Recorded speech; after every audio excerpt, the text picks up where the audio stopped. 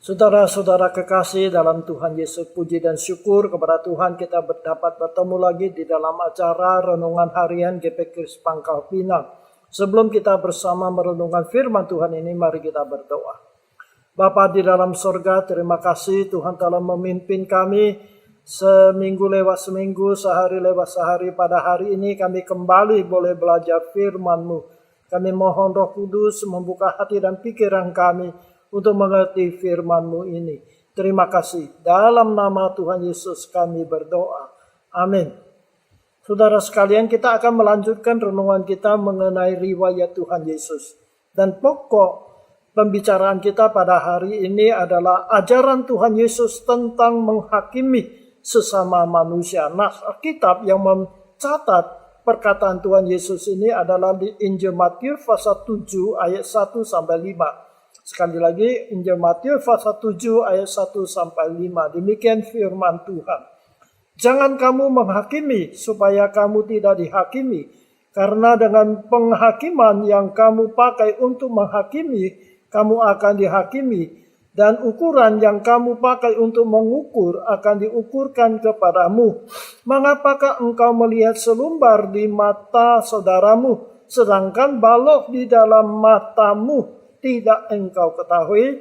Bagaimanakah engkau dapat berkata kepada saudaramu, biarlah aku mengeluarkan selumbar dari matamu, padahal ada balok di dalam matamu? Hai orang munafik, keluarkanlah dahulu balok dari matamu, maka engkau akan melihat dengan jelas untuk mengeluarkan selumbar itu dari mata saudaramu. Amin. Demikianlah pembacaan saudara sekalian. Pada umumnya saudara, manusia itu hanya dapat melihat kesalahan orang lain, tetapi tidak bisa melihat kesalahan diri sendiri. Jadi kita hanya bisa melihat kejelekan orang, hal-hal yang tidak benar dari orang lain, tapi kita tidak menyadari bahwa kita sendiri juga banyak kesalahannya, karena kita sendiri tidak bisa melihat apa yang ada di dalam diri kita. Ada satu cerita yang lucu. Ada dua anak yang nakal, mereka tidur bersama-sama. Ketika sedang tidur, si A itu bangun melihat temannya si B lagi tidur. Lalu dia iseng mengambil spidol, lalu mencoret-coret wajah daripada temannya itu. Lalu dia tidur lagi. Kemudian si B juga bangun. Dia melihat si A lagi tidur. Lalu dia juga iseng. Lalu mengambil spidol, lalu mencoret muka kawannya si A itu. Nah, saudara sekalian, ketika mereka bangun, si A mentertawakan si B mentertawakan si A. Padahal dua-duanya muka mereka itu sudah dicoret oleh kawannya itu. Kenapa? Mereka tidak menyadari bahwa wajah mereka sendiri sudah dicoret-coret oleh temannya. Nah, demikianlah saudara sekalian. Kita hanya bisa melihat kesalahan orang lain, tapi kesalahan kita sendiri kita tidak melihatnya. Nah, saudara sekalian, apa yang dimaksud oleh Tuhan Yesus ini? Apakah kita tidak boleh memberitahukan kepada orang lain jika kita melihat kesalahan yang telah dia perbuat? Apakah kita akan membiarkan orang lain melakukan kejahatan atau kesalahan karena kita tidak mau disebut kita menghakimi orang lain? Marilah kita melihat apa yang diajarkan di dalam Alkitab kepada kita semuanya. Alkitab dengan jelas mengajar kita harus saling menasehati.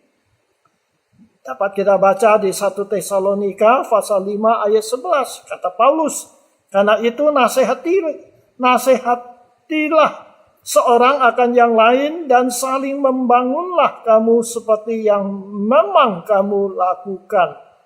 Kemudian 1 Tesalonika pasal 5 ayat 14.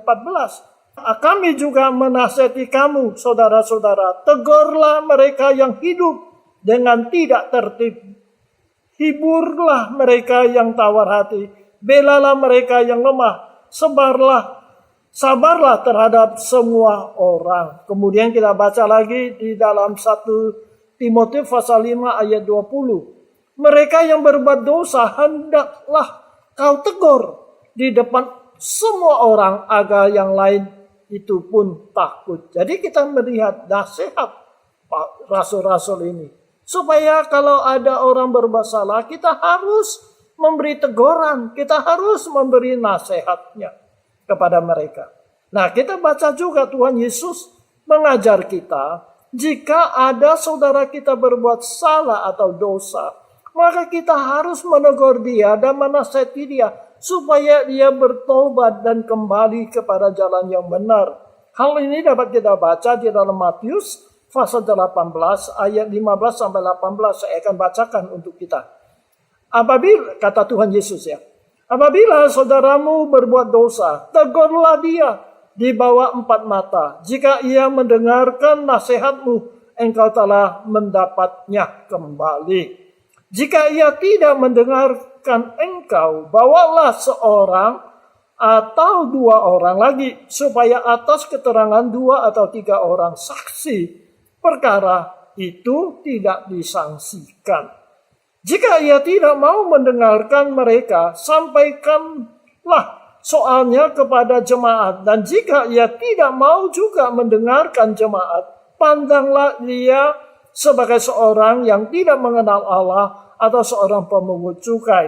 Aku berkata kepadamu, sesungguhnya apa yang kamu ikat di dunia ini akan terikat di sorga. Dan apa yang kamu lepas di dunia ini akan terlepas di sorga. Jadi saudara sekalian, Tuhan Yesus sendiri juga mengingatkan kita. Kalau ada saudara kita yang berbuat salah, maka kita harus menegur dia secara 4 mata. Artinya 1 lawan 1. Tapi kalau dia mau dengar, bawa saksi 2 atau 3 orang.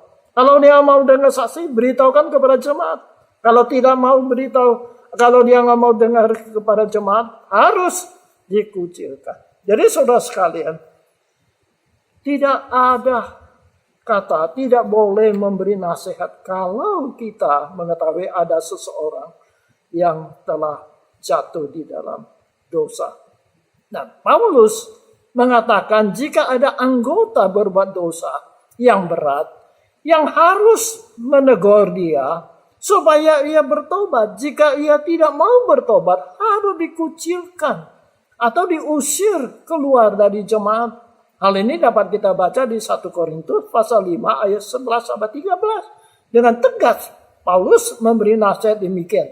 Tetapi yang kutuliskan kepada kamu ialah supaya kamu jangan bergaul dengan orang yang sekalipun menyebut dirinya saudara adalah orang cabul, kikir, penyembah berhala, penfitnah, pemabok atau penipu. Dengan orang yang demikian janganlah kamu sekali-kali makan bersama-sama. Sebab dengan wewenang apakah aku menghakimi mereka yang berada di luar jemaat? Bukankah kamu hanya menghakimi mereka yang berada di dalam jemaat? Ayat 13. Mereka yang berada di luar jemaat akan dihakimi Allah. Usirlah orang yang melakukan kejahatan dari tengah-tengah kamu.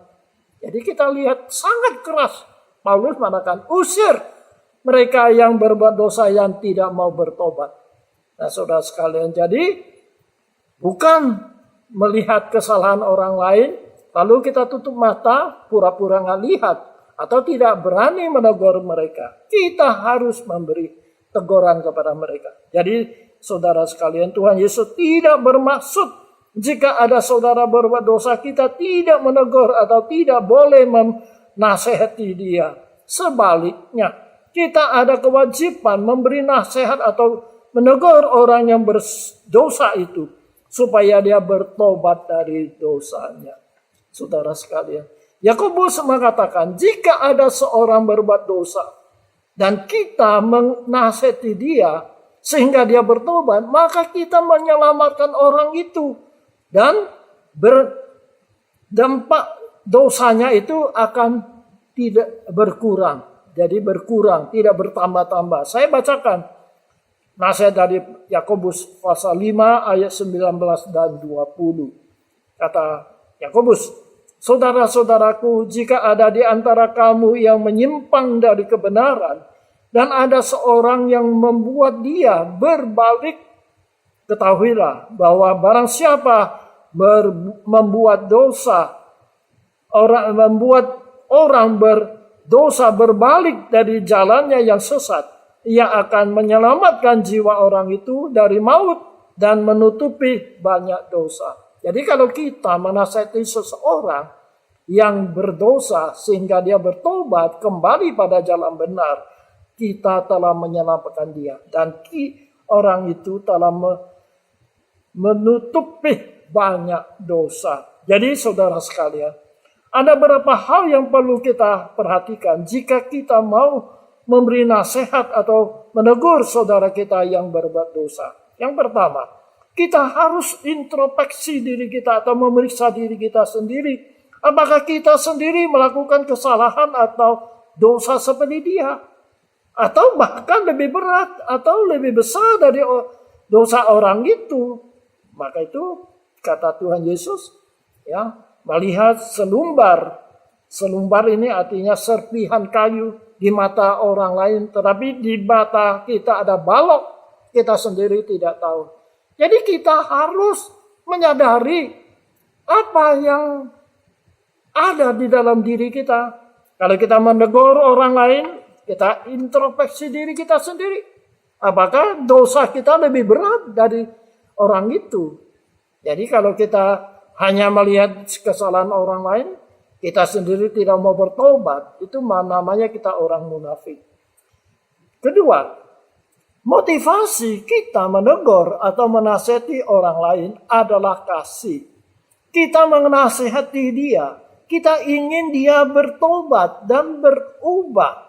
Kita tidak boleh datang kepadanya seperti sikap seorang polisi atau seorang jaksa atau hakim yang semata-mata hendak menjatuhkan hukuman kepadanya. Jadi motivasi kita harus benar dan juga sikap kita juga harus benar. Jadi motivasi benarnya tidak cukup. Kita juga harus mempunyai sikap yang benar. Sikap yang benar tidak cukup. Juga harus ada motivasi yang benar.